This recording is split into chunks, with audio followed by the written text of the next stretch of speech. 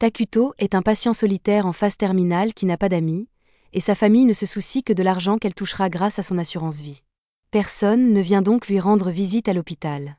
Son seul réconfort est le jeu World of Eternal Nation, un RPG de construction de civilisation auquel il joue sans arrêt, car il n'a rien d'autre à faire. Un jour, Takuto perd connaissance à cause de sa maladie, et lorsqu'il rouvre les yeux, il se retrouve assis sur un trône de pierre au milieu d'une forêt. Alors qu'il se demande ce qui se passe, il voit une femme sortir de la forêt et l'appeler son roi. Il s'agit d'Atu, le personnage préféré de Takuto dans World of Eternal Nation. Mais même s'il est ravi de la voir en vrai, il ne sait pas comment réagir. Heureusement, Atu est consciente du fait qu'elle faisait partie d'un jeu, et elle sait exactement qui est Takuto, le joueur légendaire qui a occupé la première place du classement des utilisateurs année après année. Elle se souvient de toutes les parties qu'elle a jouées avec Takuto, elle le connaît donc mieux que quiconque, et ils sont tous deux heureux de pouvoir enfin se rencontrer en personne. Takuto demande à Atu si c'est elle qui l'a invoqué ici, mais en réalité, Atu n'a aucune idée de ce qui se passe ici non plus. Elle s'est simplement retrouvée au milieu de cette forêt tout à coup, mais elle est presque sûre que ce n'est pas l'au-delà. Si elle devait deviner, elle dirait que ce monde est similaire à Eternal Nation, mais ils ne peuvent pas encore en être sûrs. Quoi qu'il en soit, Atu pense que c'est une excellente occasion, alors elle demande à Takuto s'il aimerait recommencer à zéro avec elle et construire un royaume, comme au bon vieux temps. Takuto aime cette idée, alors il accepte de travailler avec elle, et les deux passent par toute la séquence d'ouverture, même si c'est un peu gênant maintenant qu'ils se tiennent réellement l'un à côté de l'autre en personne. La première chose à faire est de déterminer où ils se trouvent, alors Takuto utilise la magie pour invoquer un éclaireur. Mais maintenant qu'il voit l'éclaireur de près, il est dégoûté par son apparence hideuse, et il ne peut rien y faire. Leur Manara est une civilisation qui règne sur les ténèbres et le mal, donc sa stratégie au début du jeu est d'éviter d'attirer trop l'attention afin de ne pas entrer en conflit, du moins jusqu'à ce qu'il soit assez fort pour se défendre. C'est là que cet insecte entre en jeu, alors Takuto lui ordonne d'aller explorer les environs et de le prévenir s'il trouve quelque chose d'important. Au début, l'insecte reste immobile et le fixe du regard, mais Atu lui rappelle sévèrement que Takuto est son commandant, et l'insecte part en courant pour accomplir sa mission. Takuto craignait un peu de ne pas pouvoir contrôler ses troupes dans ce monde, mais il semble que tout fonctionne comme avant. Il peut également voir ce que voit l'insecte dans une certaine mesure, il devrait donc pouvoir déterminer où il se trouve assez rapidement. Quoi qu'il en soit, il est temps pour eux de réfléchir à la suite. Takuto a commencé avec 200 points de mana, et il a dû en utiliser 100 pour invoquer l'éclaireur, il ne lui en reste donc plus que 100. Il prévoit de construire un campement qui servira de base opérationnelle, ce qui lui coûtera 20 points de mana supplémentaires, mais après cela, il ne lui restera plus beaucoup de mana. Il espérait sincèrement créer un guerrier qui se battrait pour eux en cas d'attaque, mais ce n'est vraiment plus une option. Atu assure à Takuto qu'il n'a pas à s'inquiéter car elle se battra pour lui, mais pour être honnête, cela n'est pas très rassurant venant d'elle. En tant que membre de l'unité des héros, Atu deviendra plus forte avec le temps, mais pour l'instant, elle a à peu près la force d'une personne normale, elle ne peut donc pas faire grand-chose pour aider. L'insecte continue de survoler la forêt, et grâce à ses repérages, Takuto a maintenant une idée de ce à quoi ressemble cette région. Mais il est un peu surpris, car même si toute cette région est une forêt, il n'a encore vu aucun animal ni monstre. Atu suppose que tous les animaux doivent se cacher, car le terrain forestier offre de nombreuses cachettes. Mais la principale préoccupation de Takuto est que s'ils ne trouvent pas rapidement des animaux, ils devront probablement dépenser du mana pour se procurer de la nourriture. Atu s'excuse auprès de Takuto car elle se sent coupable de ne pas être très utile, mais il lui dit de ne pas s'inquiéter car le simple fait de l'avoir à ses côtés lui remonte considérablement le moral. Cela la rend très heureuse, et elle dit à Takuto qu'elle lui est très reconnaissante pour ses paroles aimables, mais Takuto a du mal à s'habituer à son expressivité maintenant qu'elle est une personne réelle. À ce moment-là, l'éclaireur trouve quelque chose d'intéressant, ce qui attire l'attention de Takuto et lui montre un village d'elfes noirs au milieu de la forêt. Il n'est pas loin de l'endroit où se trouve Takuto, et il semble y avoir beaucoup d'elfes rassemblés. Atu est soulagé qu'il s'agisse seulement d'elfes noirs, car ils ont tendance à pencher vers le mal neutre, et ne s'opposeront donc pas au royaume de Manara. Mais Takuto pense toujours que c'est terrible, car il ne peut pas avoir une autre civilisation si proche de la sienne. Son plan était d'éviter la guerre en restant caché le plus longtemps possible, mais cela ne sera pas possible avec les elfes noirs si proches. Atu suggère qu'il quitte cet endroit et se dirige vers un nouvel emplacement, et Takuto est d'accord, car ils n'ont encore rien construit. Mais avant cela, il veut observer un peu plus les elfes noirs et inspecter les environs pour voir s'il y a quelque chose d'utile à proximité. Soudain, Atu sent la présence de quelqu'un à proximité, alors elle et Takuto se retournent et aperçoivent un groupe d'elfes noirs émergeant de la forêt. Les elfes noirs semblent tout aussi surpris de les voir, car ils ne savaient pas qu'il y avait d'autres personnes dans cette forêt.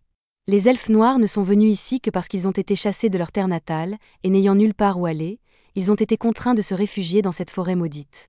Le voyage a épuisé les enfants elfes noirs, et à ce rythme, ils ne tiendront pas longtemps.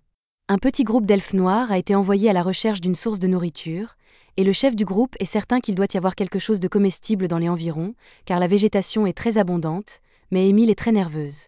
Elle a entendu des rumeurs selon lesquelles il y aurait une forêt dangereuse à la lisière d'Idoria, où un mal ancien aurait été scellé, et elle craint qu'il ne soit attaqué. Le chef la rassure en lui disant que ces rumeurs ne sont que des superstitions, car s'il y avait vraiment un mal ancien qui rôdait dans cette forêt, les arbres ne pourraient pas pousser aussi bien, même s'il ne peut nier que la forêt lui fait vraiment peur pour une raison quelconque. Dès que Geia pose les yeux sur Takuto, son cœur se serre, car ce qu'il voit devant lui est la manifestation du mal pur et de l'intention malveillante. Il veut s'enfuir, mais il craint que toute action précipitée ne mette son peuple et lui-même en danger. Il s'approche donc lentement du trône de Takuto et s'agenouille devant lui pour lui témoigner son respect. Il se présente comme le chef guerrier du clan des elfes noirs Mazarom et s'excuse d'être entré dans la forêt sans la permission de Takuto. Atu ne comprend pas pourquoi les elfes se montrent si respectueux, mais elle fait semblant de ne pas s'en apercevoir et exige de savoir pourquoi les elfes ont pénétré sur les terres de Takuto. Geia commence à expliquer que son peuple vivait autrefois dans les plaines centrales et formait une tribu pacifique, mais Atu ne l'écoute pas et lui demande de faire court. Geia s'excuse et explique rapidement que la tribu des elfes a été persécutée et chassée de ses terres, les forçant à fuir dans cette forêt. Il ne comprend pas pourquoi son peuple a dû subir un traitement aussi cruel alors qu'il n'avait rien fait de mal. Ils ont toujours recherché la paix, mais ils ont été attaqués et tués en raison des préjugés contre leur race. Takuto jette un coup d'œil à Geia et remarque qu'il a l'air très maigre. Geia explique alors que lui et son peuple ont à peine eu le temps de s'échapper lorsque leur village a été détruit, et qu'ils n'ont donc pas eu le temps de prendre des provisions. Et comme ils ont fui sans arrêt, ils n'ont pas eu le temps de chercher de la nourriture. C'est d'ailleurs pour cette raison que Geia et son équipe se sont aventurés seuls. Cela fait 5 jours qu'aucun d'entre eux n'a mangé, mais ils n'ont pas eu beaucoup de chance dans leur recherche de plantes ou d'animaux comestibles. Takuto se sent désolé pour eux, alors il décide de les aider un peu et utilise une partie de son mana pour créer des pommes pour eux. Geia est surpris lorsqu'il voit des pommes rouler sur le sol, car il n'a jamais rien vu de tel. Il hésite à les goûter, car il ne veut pas être impoli devant un être comme Takuto, mais Émile et les autres ont tellement faim qu'ils s'en moquent. Ils croquent tous dans leurs pommes, et c'est la meilleure chose qu'ils aient goûtée depuis longtemps. Takuto crée même des poires pour que le groupe ait assez à manger, mais Geia est encore sous le choc de la gentillesse de Takuto et ne sait pas comment réagir. Atu lui crie dessus, lui disant qu'il est impoli de ne pas accepter le cadeau que Takuto leur a si gracieusement offert, mais Geia n'hésite pas parce qu'il se méfie de la nourriture. Il appuie sa tête contre le sol et dit qu'il apprécie vraiment la générosité de Takuto. Mais il y a des enfants du clan au campement, et ils sont très affaiblis par le manque de nourriture. Ils mourront bientôt s'ils ne mangent pas, alors Geia demande la permission de ramener cette nourriture à son clan afin de pouvoir nourrir les enfants. Takuto se sent mal pour les enfants qui souffrent, alors il décide de faire un effort supplémentaire pour eux et prépare une tonne de nourriture différente que Geia pourra emporter avec lui. Atu n'approuve pas, car cela va coûter beaucoup de mana. Les elfes noirs sont tous incrédules à la vue d'une telle quantité de nourriture, et ils sont encore plus choqués lorsque Takuto leur dit qu'ils peuvent tout prendre. Depuis des années, les elfes noirs sont opprimés et contraints de vivre dans l'ombre, et personne ne leur a jamais tendu la main comme cela auparavant. Les elfes noirs expriment leur profonde gratitude envers Takuto et transportent la nourriture jusqu'au camp. Au camp, les elfes noirs sont tous sur le point d'abandonner, mais quelques-uns d'entre eux gardent l'espoir que Geia et les autres reviennent avec de la nourriture. À ce moment-là, tout le monde dans le village sent une odeur délicieuse. Alors ils se retournent tous, et à leur grande joie, ils voient Geia et les autres porter des sacs de nourriture sur leur dos. Ils sont tous soulagés de ne plus avoir à souffrir de la faim, et tout le monde félicite Geia d'avoir trouvé autant de nourriture. Mais lorsqu'il lui demande où il a trouvé, il répond simplement qu'il a eu de la chance, sans donner de détails sur sa rencontre avec Takuto. Plus tard dans la nuit, Geia est plongé dans ses pensées, les yeux fixés sur le feu, quand soudain, le chef du clan, Moltar, s'approche de lui. Il dit à Geia qu'il a fait du bon travail aujourd'hui et que les fruits qu'il a trouvés sont incroyables, mais il remarque que Geia ne semble pas très heureux, alors il lui demande ce qui ne va pas. Après un bref silence, Geia explique qu'il a rencontré un être légendaire au fond de la forêt et qu'il ne sait pas comment réagir. Moltar lui demande de quelle légende il parle, et Geia lui explique qu'Émile a mentionné un être puissant qui aurait été enfermé dans la forêt maudite. Moltar a déjà entendu parler de cette légende et il est choqué d'apprendre que Geia a réellement rencontré le roi de la ruine.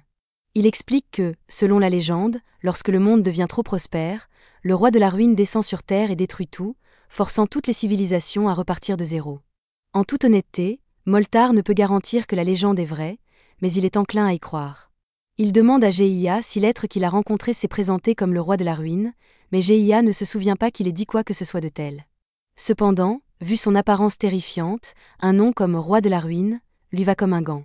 Moltar demande à Geia s'il a parlé au roi de la ruine, mais Geia répond que ce n'était pas vraiment une conversation. Le roi de la ruine n'a pas dit grand-chose, mais il avait une femme à son service qui parlait en son nom. D'après la description que Geia a fait de cette rencontre, Moltar est certain que cet être est de mauvais augure, alors il demande à Geia s'il a dû faire quelque chose comme vendre son âme en échange de la nourriture. Geia explique que le roi de la ruine n'a rien demandé en échange, mais Moltar trouve cela absurde, car quel genre d'être maléfique donne des choses gratuitement? Geia ne sait pas non plus pourquoi le roi de la ruine a fait cela, mais s'il devait deviner, il dirait que c'était par miséricorde. Il suppose que sa grâce a dû compatir à leur situation difficile et leur a offert son aide pour les sauver. Moltar est choqué que Geia appelle le roi de la ruine sa grâce, car c'est un titre utilisé uniquement pour montrer le plus grand respect. Mais Geia ne voit rien de mal à s'adresser au roi de la ruine en l'appelant sa grâce, car c'est quelqu'un qui mérite le respect. Moltar n'arrive pas à croire que Geia défende réellement le roi de la ruine et lui demande s'il a été hypnotisé ou quelque chose comme ça. Mais Geia fait remarquer que la seule raison pour laquelle ils peuvent se permettre de gaspiller leur énergie à se disputer ainsi, c'est grâce à la nourriture que leur a donnée ce soi-disant dieu maléfique. Et ce n'est pas comme si Geia aurait pu refuser l'offre alors qu'ils avaient désespérément besoin de nourriture, alors que voulait exactement Moltar qu'ils disent. Moltar se rend compte qu'il n'a pas le droit de juger la décision de Geia de faire confiance au roi de la ruine, car compte tenu de la situation, c'était la meilleure option. Cependant, en tant qu'ancien de cette tribu, il est de son devoir de veiller à la sécurité de tous, alors il déclare qu'à partir de maintenant, c'est lui qui s'occupera des négociations avec le roi de la ruine. Il est en vie depuis plus de 200 ans, il est donc certain de pouvoir parvenir à un accord avec le roi de la ruine. Pendant ce temps, au campement de Takuto, celui-ci se fait réprimander par Atu pour avoir gaspillé son mana en faisant preuve d'insouciance. Elle lui demande pourquoi il a agi ainsi, mais Takuto répond simplement qu'il se sentait désolé pour les elfes et qu'il ne voulait pas laisser leurs enfants mourir de faim. Atu comprend cela, mais elle rappelle à Takuto qu'ils viennent à peine de commencer à établir leur royaume et qu'ils ne peuvent donc pas gaspiller leurs ressources de cette manière. Elle a raison, alors Takuto s'excuse de ne pas avoir consulté Atu avant d'utiliser son mana et promet de se rattraper. Mais à part ça, il y a quelque chose qui le tracasse depuis un certain temps. Il n'a pas pu parler correctement aux elfes noirs quand ils sont arrivés parce qu'il était trop nerveux.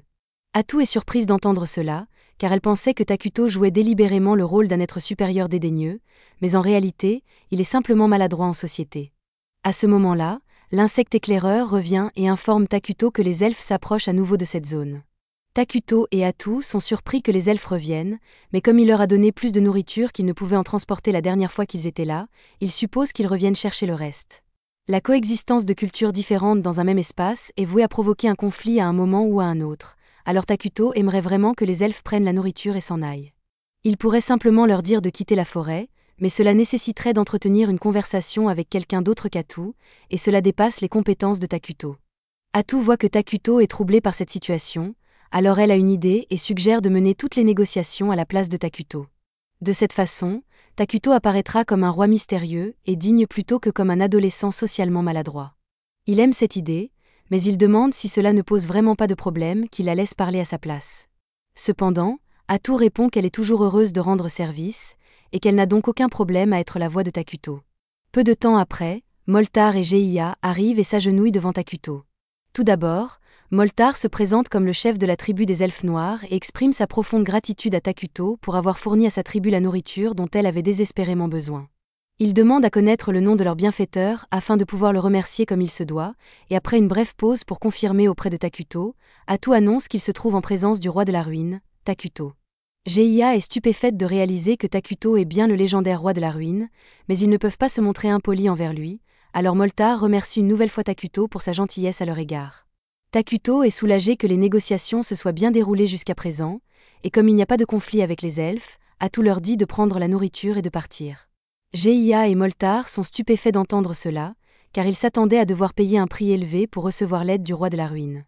Ils demandent donc à Atu s'ils peuvent vraiment partir sans rien offrir en échange, mais Atu leur rappelle qu'ils n'ont rien de valeur à offrir. Moltar ne veut vraiment pas partir sans payer sa dette, car avec quelqu'un d'aussi puissant que le roi de la ruine, cela pourrait leur coûter leur âme, mais il ne peut pas le dire à voix haute. Takuto sent que la tension monte soudainement, alors il appelle Atu pour lui parler en privé. Atu est vraiment contrariée par l'entêtement de Moltar, et elle est sûre que les elfes finiront par leur causer des ennuis s'ils les laissent tranquilles.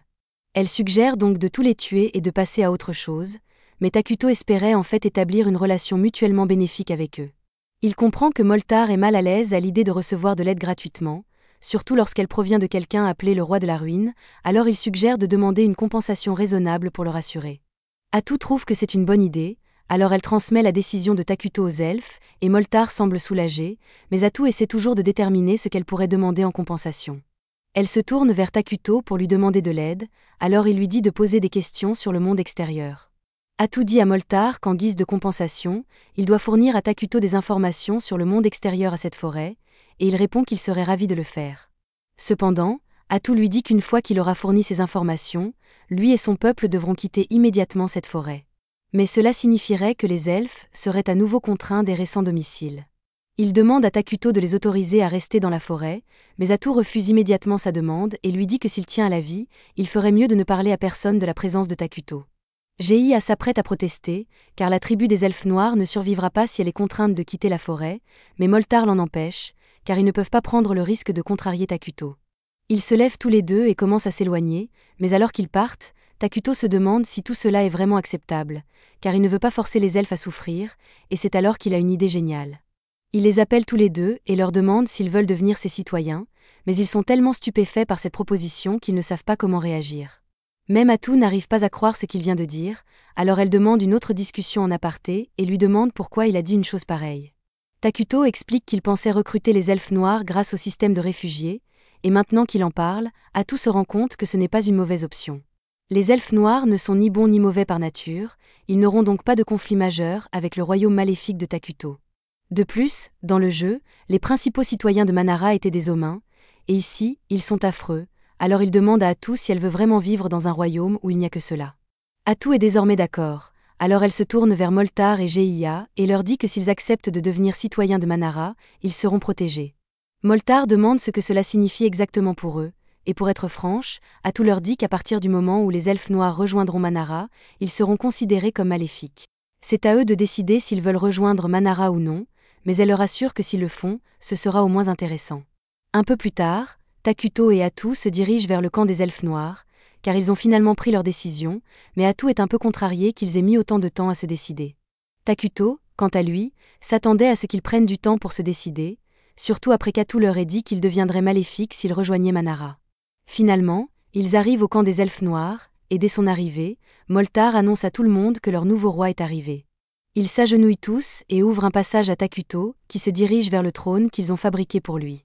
Certains elfes sont terrifiés lorsqu'ils voient Takuto pour la première fois, tandis que d'autres semblent excités, mais ceux qui s'approchent un peu trop près finissent par s'évanouir sous l'effet de l'énergie noire qui se dégage de lui.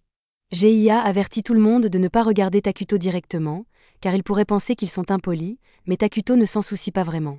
Une fois que Takuto est assis sur le trône et que tous les elfes noirs sont rassemblés, il déclare officiellement que toutes les personnes présentes ici seront désormais citoyens de Manara. C'est à peu près tout. Tous les elfes noirs sont désormais citoyens de Takuto, mais Geiya s'attendait honnêtement à plus, car Atu avait dit qu'il deviendrait maléfique. À ce moment-là, une immense haine commence à envahir le corps de Geiya, alors qu'il se souvient de toutes les injustices que lui et son peuple ont subies, et il en va de même pour tous les autres membres de la tribu des elfes noirs. Après s'être rappelé comment ils ont été persécutés, ils sont tous soulagés et enthousiastes à l'idée d'avoir quelqu'un comme Takuto pour veiller sur eux. Quelques jours passent dans le nouveau royaume de Manara, mais les choses ne se passent pas bien du tout pour Takuto. Il était en train de regarder la carte que Moltar lui a donnée, et il devient incroyablement frustré car c'est le pire RNG qu'il ait jamais eu pour son emplacement de départ. Atu lui demande ce qui ne va pas, alors il montre la carte et explique qu'au nord de cette forêt se trouve le saint royaume de Kolia, qui vénère le dieu Arlo, et le royaume elfique d'Elna, qui vénère la nature. Tous deux sont fortement orientés vers le bien, donc si l'un d'eux venait à découvrir l'existence de la nation maléfique de Manara, Takuto et Atu seraient cuits. Ils n'ont aucune chance de vaincre des nations aussi puissantes dans un affrontement direct, et pour ne rien arranger, cette forêt maudite ne recèle aucune ressource exploitable, ce qui rend la situation encore plus difficile. Le bon côté des choses, c'est qu'ils ont désormais les elfes noirs, qui devraient leur permettre de compenser les faiblesses actuelles du royaume. En parlant des elfes, Atu les entend approcher et semble ravi, car ils sont probablement là pour lui livrer des informations précieuses. Peu après, Moltar et Geiya arrivent, accompagnés cette fois-ci d'Emile. Geiya explique qu'Emile est très intelligent et qu'il connaît bien les traditions et les affaires étrangères, et qu'il est donc certain qu'il sera d'une grande aide pour les projets de Takuto. Takuto est ravi de cette aide supplémentaire, mais il remarque qu'ils sont très nerveux en sa présence, alors il demande à Atu de leur dire qu'ils n'ont pas besoin d'être aussi formels avec lui. Atu leur annonce ensuite que Takuto a pris quelques décisions concernant l'administration de Manara. À partir d'aujourd'hui, il nommera Moltar et Geiya à des postes clés. Moltar s'occupera de la gestion des affaires de la nation, et d'après ce qu'Atu a entendu, Moltar devrait être capable d'utiliser la magie, elle attend donc beaucoup de lui. Quant à Geiya, il sera nommé capitaine des guerriers de toute l'armée de Manara et aura toute autorité sur les troupes. Geiya se dit honoré et promet de massacrer sans hésiter tous ceux qui se mettront en travers du chemin de Takuto. Takuto est déconcerté par le sérieux avec lequel Geiya a prononcé ces mots, alors il demande à Atu de dire à tout le monde qu'il préfère la paix et qu'il faut éviter de déclencher des conflits sauf en cas d'absolue nécessité. Geiya n'arrive pas à croire que le roi de la ruine soit en réalité un pacifiste, mais quoi qu'il en soit, Atu dit à tout le monde de se reposer pour l'instant, car ils vont bientôt commencer à construire des maisons dans la forêt. Moltar remercie Atu pour sa considération et tente de se donner bonne conscience en lui disant que ses connaissances le rendront bien plus utile qu'une brute comme Geiya. Mais Geiya commence à argumenter qu'un vieil homme comme Moltar ne sera de toute façon pas d'une grande aide pour la construction. Atu n'est pas vraiment intéressée par leur dispute, mais comme il semble impatient de se mettre au travail, elle demande à Takuto si elle peut leur ordonner de commencer immédiatement la construction. Takuto n'y voit aucun inconvénient et leur dit qu'ils peuvent commencer à rassembler les matériaux, mais il souhaite également que cela se fasse de manière à ne pas détruire la forêt. Atu trouve que c'est une excellente idée, alors elle demande à Moltar si c'est possible, et il répond qu'il devrait y arriver s'ils construisent la plupart des maisons dans les cavités des arbres géants. Takuto est ravi d'entendre cela, alors il leur dit de se mettre au travail dès que possible, mais il leur rappelle de reboiser au fur et à mesure. Les trois amis s'apprêtent à se mettre au travail, mais ils sont un peu perplexes car ils ne comprennent pas ce que Takuto entend par « reboiser ». Takuto est surpris qu'il ne sache pas ce qu'est le reboisement, car d'après ce qu'il a entendu, les habitants de ce monde devraient déjà avoir débloqué l'arbre technologique de l'architecture fortifiée. Atu leur demande s'ils connaissent au moins la magie militaire ou les 6 grands éléments, mais Moltar n'a jamais entendu parler que de 4 grands éléments. Quant à la magie militaire, Émile doute que quiconque dans les autres nations la connaisse, alors Takuto et Atu se rendent compte que les habitants de ce monde sont étonnamment sous-développés. À l'heure actuelle, la magie technologique des elfes noirs est bien en deçà des attentes de Takuto. Mais si le reste du monde en est au même stade de développement, Takuto pense qu'il devrait pouvoir les rattraper rapidement. Cela prendra encore beaucoup de temps, alors pour l'instant, Atu explique ce qu'est le reboisement. Il s'agit essentiellement de replanter des arbres au fur et à mesure qu'on les abat afin de préserver la forêt. Mais normalement, les arbres mettent des décennies à pousser naturellement. Donc dans ce cas, le reboisement fait référence à une technique spéciale qui utilise des éléments magiques pour accélérer la croissance. Elle dit que c'est une technique créée personnellement par Takuto, mais c'est un gros mensonge, car Takuto n'a rien inventé, mais il serait gênant de dire la vérité maintenant. Émile est très enthousiaste à l'idée que Takuto possède des connaissances incroyables. Alors elle lui demande s'il est celui qui a créé les pommes et les raisins qu'il leur a donnés. Elle a même planté quelques graines de raisin et elles ont déjà commencé à germer, alors elle est impatiente de voir comment elles vont pousser. Takuto et Atu se taisent tous les deux dès qu'Émile mentionne qu'elle a planté un pépin de raisin, car cette idée ne leur avait même pas traversé l'esprit. Les fruits comme les raisins et les pommes n'existent pas dans ce monde. Pourtant, Takuto a pu les créer grâce à son talent de production d'urgence, et si son hypothèse est correcte, alors ce talent ne devrait pas se limiter à la nourriture. Takuto l'atteste en invoquant une pièce de monnaie, et comme il s'y attendait, cela fonctionne parfaitement. Grâce à cette nouvelle découverte, tant qu'il dispose du mana nécessaire, il peut créer n'importe quoi, de la poudre à canon aux métaux communs, en passant par le pétrole. Conquérir le monde ne sera donc peut-être pas aussi difficile qu'il le pensait. Le Saint-Empire a eu vent d'une présence sombre dans la forêt, alors la Sainte, accompagnée de l'évêque et de quelques chevaliers, est envoyée pour enquêter. Les chevaliers ont tous entendu des histoires sur la Sainte possédant des pouvoirs spéciaux, mais d'après ce qu'ils ont vu jusqu'à présent, elle ressemble juste à une fille ordinaire. Cependant, lorsqu'ils rencontrent un groupe de gobelins, elle démontre pourquoi elle est si respectée au sein de l'Église. Sous le dieu Ilow, les créatures maléfiques comme les gobelins sont considérées comme un fléau à éliminer, alors d'un simple geste de son bâton, elle les réduit tous en cendres dans un brasier de flammes sacrées. Tous les chevaliers sont stupéfaits par ce qu'ils viennent de voir, alors le cardinal explique que la capacité de Solina fait partie des raisons pour lesquelles l'Empire a pu maintenir sa paix avec les elfes et repousser tout le mal en Idoragia, c'est pourquoi elle est vénérée comme l'une des 7 grandes saintes du continent. Solina demande au cardinal s'il a des nouvelles sur le présage qu'elle a senti dans ces terres, mais le cardinal lui dit qu'il ne peut pas simplement envoyer des paladins pour enquêter sur cette région. Dans leur nation, montrer de l'intérêt pour le Sud est ridicule, donc il n'y a aucun moyen que l'Église centrale permette l'utilisation de paladins pour enquêter sans une bonne raison. Solina dit au cardinal que s'il n'est pas prêt à envoyer des paladins, alors elle ira enquêter seule, mais le cardinal lui dit qu'elle ne peut pas faire ça non plus parce que, en tant que sainte, tout ce qu'elle fait affectera la réputation de l'Église. Il voit que Solina n'est pas prête à reculer sur ce point, alors il lui dit qu'il enverra quelques-unes de ses troupes personnelles pour enquêter, mais en partant, il maudit Solina dans sa barbe pour être si difficile. Pendant ce temps, à Manara, tous les elfes noirs ont travaillé dur sur les efforts de construction, et ils ont enfin terminé la salle du trône. Takuto est très heureux puisqu'il n'a plus à dormir à la belle étoile, et sa nation est un pas plus près de la domination mondiale. Juste à ce moment, les administrateurs de Takuto arrivent parce qu'ils ont une réunion sur les affaires intérieures prévues pour aujourd'hui, et ils ont une bonne nouvelle pour Takuto. Ils ont fini de concevoir la nouvelle tenue qu'il a demandée. Cela rend Takuto encore plus heureux parce qu'il en avait marre de porter constamment son pyjama. Atu et les autres sont contents que Takuto aime autant ses nouveaux vêtements, mais ils ont des questions urgentes à régler, il est donc temps pour eux de commencer leur réunion. Cependant, Takuto semble un peu distrait, admirant sa nouvelle tenue, alors Atu suggère qu'il devrait simplement commencer la réunion sans lui. Tout d'abord, Moltar demande à Atu quel bâtiment il devrait commencer à construire puisque, à part la salle du trône, ils n'ont pas encore fait grand-chose. Ils ont déjà fait des travaux préparatoires comme niveler le sol et tailler les branches environnantes, alors Atu leur dit qu'ils devraient commencer par une installation de production alimentaire puisque nourrir tout leur peuple est une priorité absolue. Moltar demande pourquoi ils devraient s'inquiéter pour la nourriture alors que Takuto peut en produire avec son pouvoir, mais Atu lui dit qu'ils ne peuvent pas continuer à compter sur Takuto pour leur faire de la nourriture parce que ferait-il s'il n'était pas là? Moltar admet qu'elle a raison, alors Atu dit qu'ils doivent se mettre au travail tout de suite et sort ce truc. Moltar est horrifié par ce qu'il voit, alors il demande à Atu ce que c'est, et elle lui dit que c'est un arbre de chair. Ça n'a pas l'air bon, mais l'explication est encore pire. C'est une sorte d'arbre spécial qui pousse de la viande mystérieuse, qui a le goût de chair humaine. Atu dit que c'est la première étape de leur plan de production alimentaire, mais Moltar, Gia et Emile sont tous d'accord pour dire que la plupart des gens ne voudront pas manger quelque chose qui a le goût de chair humaine, alors Atu promet qu'ils auront d'autres sources de nourriture éventuellement. Pour l'instant, ils auront besoin d'un endroit pour stocker la chair de l'arbre, alors Emile dit qu'elle peut travailler à la construction d'un entrepôt pour ça. Et, comme si l'arbre de chair n'était pas déjà assez dérangeant, il parle aussi pour une raison quelconque. La prochaine chose à l'ordre du jour est la recherche parce qu'ils ont besoin d'acquérir les dernières technologies s'ils veulent avancer rapidement. Moltar lui demande quel genre de technologie il devrait privilégier, et Atu lui dit que la technologie magique est la voie à suivre, spécifiquement, la magie militaire. La magie normale permet à une personne d'attaquer une dizaine d'opposants à la fois, quelque chose dont Moltar est déjà capable, mais la magie militaire, quant à elle, vous permet d'attaquer des milliers à la fois et même de changer le terrain pour vous donner un avantage. Moltar est émerveillé d'apprendre qu'une telle magie existe, et il est excité d'en apprendre autant qu'il peut, alors il dit qu'il s'occupera personnellement de la recherche. Maintenant, tout ce qui reste est la planification militaire, et Gia propose immédiatement de commencer à mobiliser une armée. Mais Takuto l'arrête et dit qu'il ne veut pas vraiment mettre beaucoup d'efforts dans leur armée pour l'instant.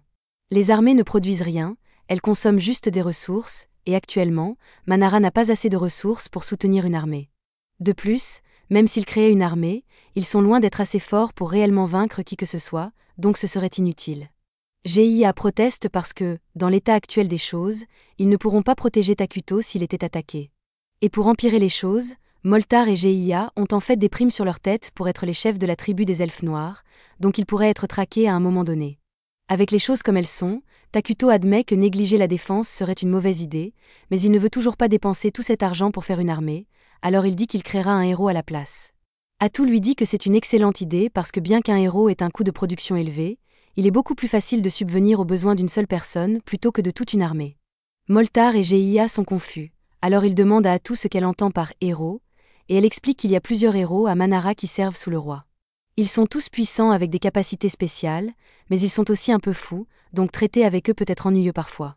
Il y a plusieurs conditions qui doivent être remplies pour invoquer un héros, mais il devrait être possible d'en invoquer un bientôt avec tout ce qu'ils ont accompli.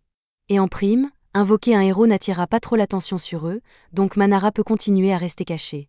Cela règle à peu près toutes les préoccupations concernant les affaires intérieures pour l'instant. Le bonheur des habitants de Manara est très important pour Takuto parce que plus ils sont heureux, plus il peut générer de mana.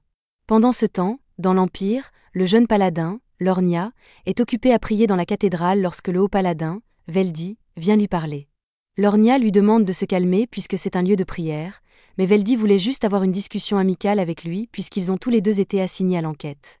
Il est presque temps pour eux de partir, alors Lornia se lève et remarque qu'il porte son alliance comme porte-bonheur, donc il doit avoir une famille qui l'attend à la maison. Veldi demande à quoi ressemble sa famille, Alors Lornia lui dit qu'il a une femme nommée Marsha et une fille nommée Mina, mais sa vie personnelle n'est pas importante pour leur mission, donc il ne prévoit pas en parler beaucoup. Lornia a entendu des rumeurs sur Veldy étant grossier et mal élevé, et les rumeurs étaient assez exactes, mais dans l'ensemble, Veldy ne semble pas être un mauvais gars, et ses compétences ne sont pas une blague, donc c'est un paladin respectable. Veldy commence à se plaindre d'être assigné à une mission aussi inutile que celle-ci, mais Lornia lui rappelle que cette mission est d'enquêter sur l'une des révélations de Sainte Solina, donc ils doivent la prendre au sérieux. Pourtant, Veldy trouve bizarre qu'on leur ait donné une équipe aussi médiocre, même si c'est pour une révélation d'une sainte. Veldy et Lornia sont littéralement les seuls paladins de l'équipe, et le reste des gens sont tous des mercenaires engagés pour combler les trous. Les chances sont excellentes pour eux, surtout puisque c'est une mission dans la forêt du Sud, mais Veldy veut juste en finir pour pouvoir rentrer chez lui le plus tôt possible. Pendant ce temps, de retour à Manara, la construction s'est très bien déroulée jusqu'à présent. Cet endroit commence enfin à ressembler à une civilisation propre, et les elfes noirs ne semblent plus dérangés par les arbres de chair. Takuto est vraiment excité parce que voir tout ça en personne est une toute nouvelle expérience par rapport à ce qu'il voyait quand il jouait au jeu. Émile fait visiter Takuto et montre la zone résidentielle avec principalement des maisons dans les arbres. Comme elle s'est concentrée sur la production alimentaire, elle n'a pas eu beaucoup de temps pour travailler sur les maisons. Cependant, les arbres de chair poussent bien, donc l'entrepôt de nourriture devrait être terminé bientôt. Pendant ce temps, Moltar a travaillé sur sa recherche magique à l'Institut de magie qu'il a créé, et la plupart des citoyens talentueux en magie ont rejoint ses recherches.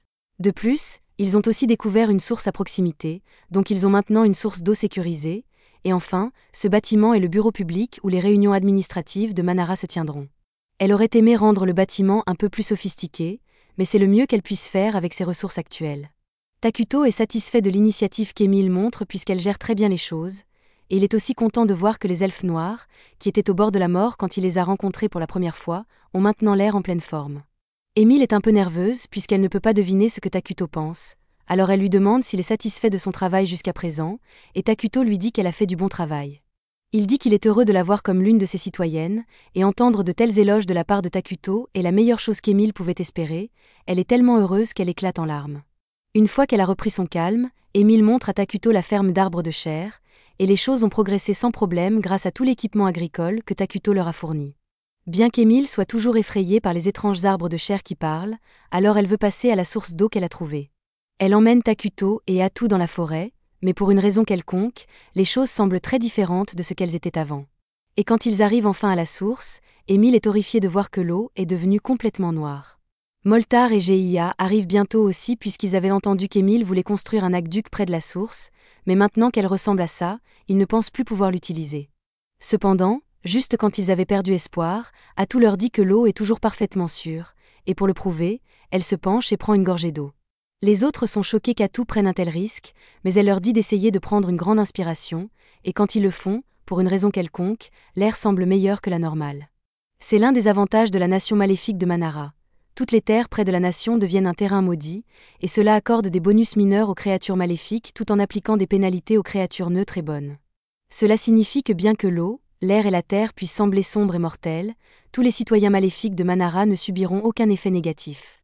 Il y a juste un petit problème avec ça, cependant, une forêt maudite est assez visible, donc ça ruine un peu toute leur stratégie de rester cachés. Ce ne sera pas si grave si la région maudite reste petite, mais à mesure que Manara s'étend, il deviendra plus facile pour leurs ennemis de les découvrir, donc Geia et Moltar pensent qu'il est temps de commencer à travailler sur cette armée dont Geia a parlé plus tôt. Cependant, Atu lui dit qu'il n'y a pas lieu de s'inquiéter puisqu'un seul héros est plus que suffisant pour gérer toutes les menaces en début de partie. Moltar et Geia ne savent toujours pas exactement ce qu'un héros est censé pouvoir faire. Atu pourrait donner une longue explication de stats, mais elle pense que ce sera plus rapide de leur donner une démonstration. Des tentacules commencent à émerger du dos d'Atu, et elle les utilise pour trancher tous les arbres autour d'elle en un instant. Moltar et les autres sont dans une incrédulité totale face à ce qu'ils viennent de voir, mais Atu explique qu'elle est aussi un héros, et comme elle est ici depuis un moment, sa force lui revient enfin, bien que ce soit encore loin de ce qu'elle était à son apogée.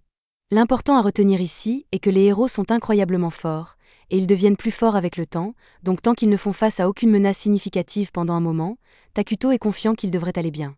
Mais à part ça, il est un peu contrarié contre Atu parce qu'elle n'avait pas besoin de détruire ces arbres juste pour prouver sa force.